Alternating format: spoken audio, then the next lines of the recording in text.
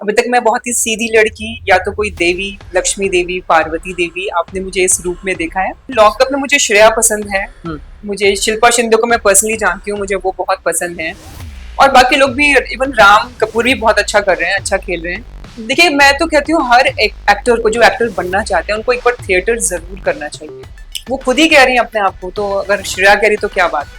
उन्होंने खुद ही कन्फेस किया कि ऐसा है उनके साथ, तो श्रेया उसी बात को बोल रही है। हर एक प्लेटफॉर्म की अपनी ऑडियंस है। टीवी की अपनी ऑडियंस है, वो कहीं नहीं जाएगी। ओटीटी की अपनी ऑडियंस बन गई है, वो लॉयल रहेगी। ऐसे कोई पति पति टाइप के कि तुम ही मुझे बना के खिलाओगी, ऐसा कुछ नहीं है। तो वो ही इज वेरी सपोर्टिव। हमने साथ में अभी कुछ एक साल पहले हमने काल भैरव किया, जिसमें वो शिव थे, मैं पार्वती थी। उसमें हमारे बेटे ने भी हमारे बेटे का रोल किया, तो पूरी फैमिली साथ में थी। मैम, सबसे पहले आपका बहुत बहुत स्वागत है आपके अपने चैनल बज़ूका में। Thank you so much for calling. जी। Second spark in my life में आपका कैरेक्टर क्या है और इस प्रोजेक्ट ने आपको किस वजह से एक्साइटेड किया? इसमें पहली बार मैं एक नेगेटिव रोल कर रही हूँ। अभी तक मैं बहुत ही सीधी लड़की, या तो कोई देवी, लक्ष्मी देवी, पार्वती देवी, आपने मुझे इस रूप में देखा है। बट इस वर्टिकल में आप मुझे नेगेटिव लीड के रूप में देखेंगे, जो प्लानिंग प्लॉटिंग ये सब करती है। जी। इस माइक्रो ड्रामा का टाइटल काफ़ी इंटरेस्टिंग है। आपके हिसाब से सेकंड स्पार्क का असली मतलब क्या है? सेकेंड स्पार्क का मतलब है कि जो हीरो है उसकी दूसरी शादी होने वाली है, तो सेकेंड बार उसको चांस मिला है। उसकी पहली वाइफ की डेथ हो चुकी है, और कैसे कैसे क्या क्या होता है, वो अपनी सेकेंड स्पार्क से कैसे मिलता है, और नेगेटिव लीड क्या क्या चीजें रास्ते में काटे बोती है। तो the story is all about that. जी। आज के डिजिटल एरा में माइक्रो ड्रामा का ट्रेंड बढ़ रहा है काफ़ी ज़ोरों से। आप इस फॉर्मेट को कैसे देखती हैं? बहुत अच्छा है। देखिए, दिन भर लोग बाहर रहते हैं, घर से बाहर, तो उनके पास टीवी तो नहीं होता है, मोबाइल होता है। तो मोबाइल में जैसे कभी वो 1 घंटे का सफर कर रहे हैं, अभी इतना ट्रैफिक है, तो वो कैसे टाइम पास करेंगे। दे कैन वॉच सीरीज, एक एपिसोड 2 मिनट का होता है, तो इट्स गुड ना। जी। आपने टीवी, ओटीटी, फ़िल्म और थिएटर सब सब में काम किया हुआ है। किस मीडियम में आपने आपके एक्टिंग और रूप में सबसे ज़्यादा ग्रोथ किया हुआ है? थिएटर। थिएटर में? Yes yes. क्यों? थिएटर। देखिए, मैं तो कहती हूँ हर एक एक्टर को, जो एक्टर बनना चाहते हैं, उनको एक बार थिएटर जरूर करना चाहिए। उससे उनका प्रोनाउंसिएशन अच्छा होता है, उनका कॉन्फिडेंस बढ़ता है, क्योंकि वहां कोई कट नहीं होता है। स्टेज पे एक्टर ही राजा होता है। अभी क्या, जैसे मैं कैमरे के आगे कुछ भी कर रही हूँ, मैं अपने मन का नहीं कर सकती। डायरेक्टर तुरंत कट बोलेगा, ऐसे करो जैसा मैं बता रहा हूँ। लेकिन स्टेज पे जब आप जाते हो आफ्टर रिहर्सल, तो उस समय आपने जो कर दिया वही हो गया, कोई रीटेक नहीं है उसका। ऑडियंस आपके सामने बैठी है, आपको सब, जो आपको रिस्पॉन्स तुरंत का तुरंत मिल रहा होता है। तो स्टेज तो, थिएटर तो राजा है। जी। घर की लक्ष्मी बिटिया से लेकर आज तक का सफ़र में सबसे बड़ा लर्निंग एक्सपीरियंस क्या रहा है आपका? लर्निंग एक्सपीरियंस रहा है कि पेशेंस रखना। जब एक्टर काम करता है, कई कई ऐसे दौर आते हैं जब जब आपके पास काम नहीं होता है, तो उस समय पेशेंस रखना, निराश नहीं होना, खुद को कैसे अपग्रेड करते रहना, खुद को कैसे फिट रखना, गलत संगतों में नहीं पड़ जाना कि आप बिल्कुल डिप्रेशन में आ गए, आपके आंख के नीचे गड्ढे पड़ गए, आप सो नहीं रहे हो। तो वो सब नहीं, अच्छा पढ़ो, कैसे खुद को पॉजिटिव रखना है उस समय, वो सीखना बहुत इंपॉर्टेंट है। और जी। जिसने ये सीख लिया तो वो लगातार काम करता रहेगा, और जिसने ये नहीं सीखा वो अपने घर वापस चला जाएगा। जी।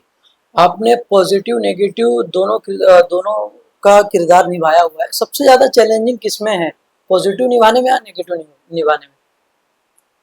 देखिए, एज अ पर्सन मैं बहुत बहुत पॉजिटिव हूँ, बहुत सीधी हूँ अंदर से। तो पॉजिटिव में मुझे कुछ नहीं करना पड़ता, सिर्फ लाइन बोलनी पड़ती है। बट नेगेटिव में थोड़ी मुझे मेहनत करनी पड़ती है, क्योंकि मेरा फेस भी बड़ा सॉफ्ट है, तो थोड़ा नेगेटिव करने में मुझे थोड़ी मेहनत पड़ती है।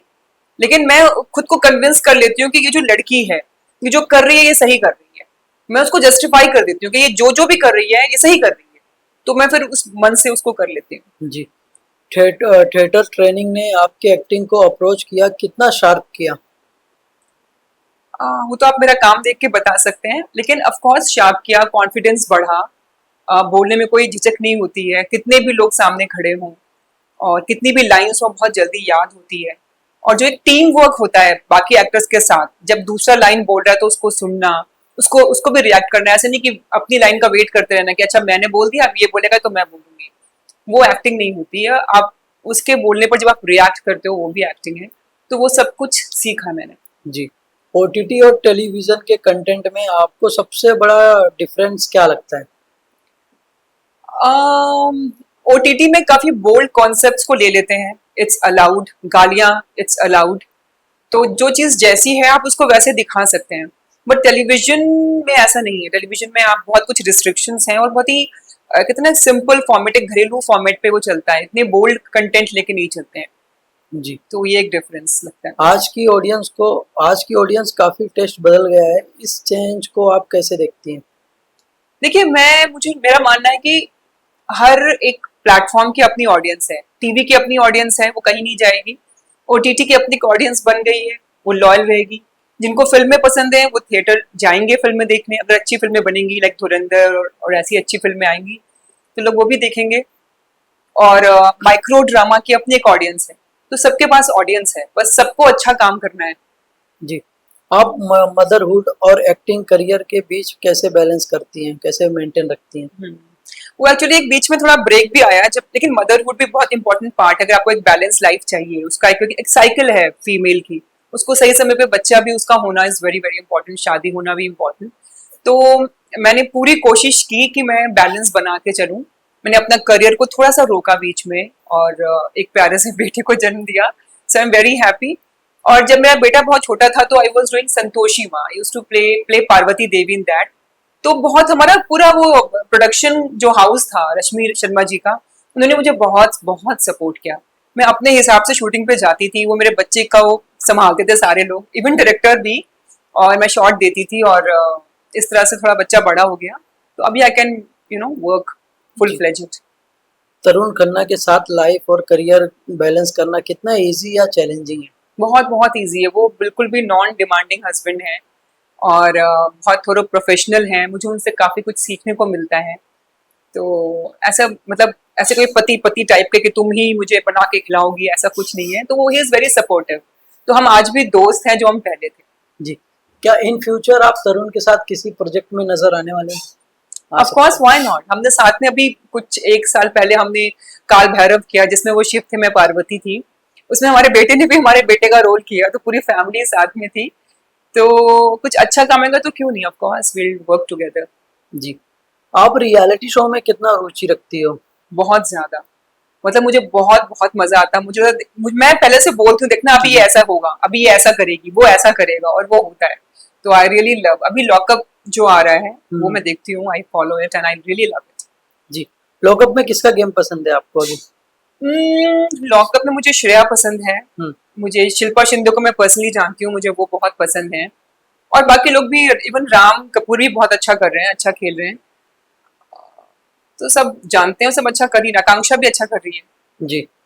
श्रेया ने आकांक्षा को काफी कुछ कहा है, बायोसेक्सुअल बायोसेक्सुअल भी कह दिया है। आप कैसे देखती हैं, किस तरह से देखती हैं ये? वो खुद ही कह रही है अपने आप को, तो अगर श्रेया कह रही तो क्या बात है। हम्म। उन्होंने खुद ही कन्फेस किया कि ऐसा है उनके साथ, तो श्रेया उसी बात को बोल रही जी।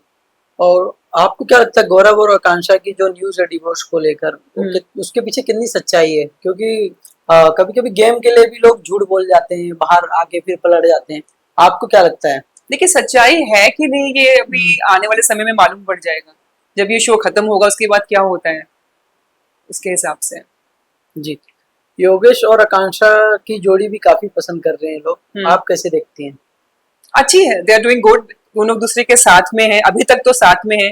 अब कोई अगर ऐसा कुछ प्लान बनाया जाए, अगर लौका पाले बनाए कि कैसे इनको एक दूसरे के अगेंस्ट करें, वो ऐसा कर सकते हैं कि कोई ऐसा एक एक ऑफर दें, कुछ गेम में ऐसा कुछ करें, ऑपोजिट टीम्स में दोनों को डालें और फिर चेक करें, तो मालूम पड़ेगा कि दोनों में कितनी बॉन्डिंग थी। जी। राम कपूर ने वरुण को मजाक मजाक में किस कर लिया गाल पे, तो काफी ट्रोल हो रहे हैं सोशल मीडिया पे। तो आप नेशनल टेलीविजन पे ऐसा करना अच्छी बात है आपके हिसाब से? आपका राय क्या है? इट्स ओके, आई थिंक इतना इतना आई थिंक लोग इतना इवॉल्व हो चुके हैं, इतना कोई नहीं सोच रहा होगा। जी। एक टास्क के दौरान रितेश जी के साथ योगेश का बहस हो गया था, जो कि घर के किसके साथ? रितेश देशमुख के साथ हाँ योगेश हाँ का हाँ बहस हो गया था। हाँ। तो कैसे देखते हैं कि एक होस्ट के साथ बहस करना किस हद तक सही है, या इसके बाद योगेश को घर से निकाला जा सकता है? नहीं नहीं, आई डोंट थिंक सो, क्योंकि योगेश ने बहुत सॉरी भी बोला है और आई थिंक रितेश जी बहुत ही मैच्योर हैं, वो समझते हैं इस चीज को कि यंग लड़का है, गेम में बह गया, वो उसको उनको मीन नहीं कर रहा था, उसकी इतनी वो भी हिम्मत भी नहीं है कि वो उनको कुछ बोल सके, तो वो भी समझते हैं। क्योंकि अगर सब डर जाएंगे और कोई कुछ भी नहीं करेगा तो गेम भी बड़ा बोरिंग हो जाएगा। क्योंकि वो लोग भी चाहते हैं कि ना कंटेस्टेंट कुछ करें। अगर सब डर के सेफ सेफ खेलेंगे, बिल्कुल अच्छा अच्छा रहेगा, गुडी गुडी, तो वो लोग खुद से बोलेंगे भाई कुछ लड़ो झगड़ो, कुछ तो करो कि टीआरपी आए। तो आई डोंट थिंक सो कि वो निकाला जाएगा। जी, लेकिन मैम निकाले वो लोग जाते हैं जो कुछ नहीं करते हैं, चुपचाप बैठ जाते हैं, दिखाई नहीं पड़ते गेम में। जी, लेकिन अभी अभी एक न्यूज आया है तुरंत कि योगेश घर से बेघर हो चुके हैं लॉकअप के, तो आपको क्या लगता है इसके पीछे का क्या रीजन हो मे सकता बी क्यूरियोसिटी, लोगों को, ऑडियंस को, जो उनके फैन है वो सोचे कि क्या हो रहा है, कुछ बस बने, तो ऐसा भी हो सकता है। है? जी, पलमा ने वरुण को तू मर्द नहीं है ये कह दिया, एक लड़के पे सवाल उठा दिया, तो आपको क्या लगता है कि सोशल मीडिया पे ऐसा इस लफ्ज का यूज करना किस हद तक सही है? अब देखिए वो किस कॉन्टेक्स्ट में बोली गई बात, पूरी बात क्या थी वो तो हमको पता नहीं है, हमें तो जो दिखाया गया हमने उतना देखा। तो मुझे लगता है सब एक दूसरे को कुछ ना कुछ बोल रहे हैं वहां पे, तो आई थिंक इट्स ओके। जी, आपके हिसाब से आप विनर के रूप में किसे देखना चाहते हैं लॉकअप में? आई थिंक अभी इट्स टू अर्ली टू से, दो तीन नाम मेरे दिमाग में हैं, और दो तीन नाम ये पैरेलल चल रहे हैं, तो अभी कोई एक आउटस्टैंडिंग नहीं है। सपोज मैं एक दिन सोचती हूँ श्रेया बड़ा अच्छा कर रही है, पर नेक्स्ट डे कुछ ऐसा करती लगता है नहीं नहीं नहीं नहीं नहीं, यहाँ पे इसने गलत किया। तो अभी एकदम क्लियर कट नाम ले लेना, it's too early.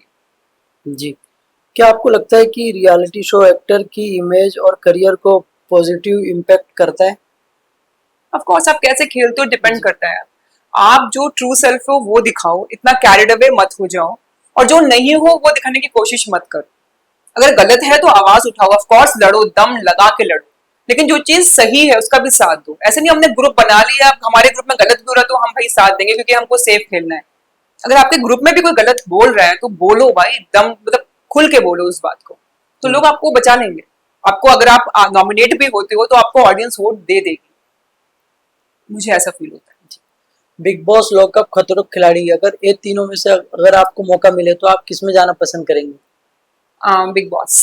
Big boss? Big boss even lockup भी, बट बिग बॉस में क्योंकि सलमान खान आते हैं वहां पे, और मैं उनकी बहुत बड़ी फैन हूँ, तो मुझे उनसे मिलने का मौका मिलेगा इसलिए। लास्टली, बजूका के साथ इंटरव्यू करके आपको कैसा लगा? बहुत अच्छा लगा, आई थिंक आपको भी अच्छा लगा होगा। जरूर जरूर ma'am. I really enjoyed it, क्योंकि गेम शो की बात हो रही थी, तो और अभी हम लोग सब देख रहे हैं उस गेम को, तो I really enjoyed. I hope you like my answers. जी, बहुत अच्छा था। Thank you ma'am, thank you thank so you. Much.